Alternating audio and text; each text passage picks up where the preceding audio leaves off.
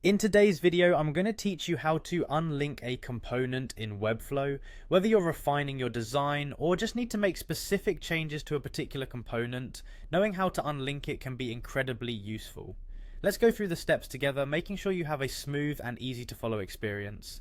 To get started, you'll first want to head over to Webflow's website. If you haven't already signed up, look for the option to create a free account. Once there, you can either sign up with your email and a new password, or for added convenience, sign in with your Google account. Make sure your password is unique and secure to keep your account safe.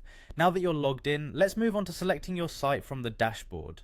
Find the homepage and select the site you're working on by clicking Open Site. This will allow you to access all your project's features and components. Next, direct your attention to the left side panel on the Webflow interface. You'll want to look for the Components section, which houses all the reusable elements you've designed. Once you've found the components you're interested in, search for the instances within those components. These are the elements you can unlink from their original source. Look for the instance you want to modify, click on it to select it. You'll notice an option that reads Unlink Instance. This option allows you to break the connection between this instance and the original component.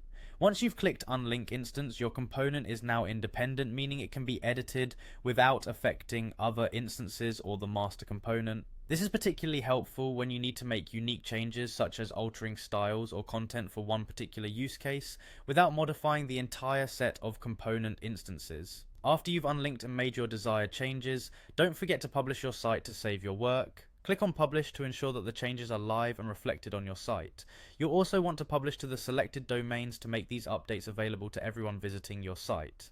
And there you have it. By following these steps, you've successfully unlinked a component in Webflow and saved those changes to your live site. I hope you found this tutorial helpful and easy to follow. If you have any questions or need further clarification, feel free to reach out or leave a comment below. Thanks for tuning in and happy designing.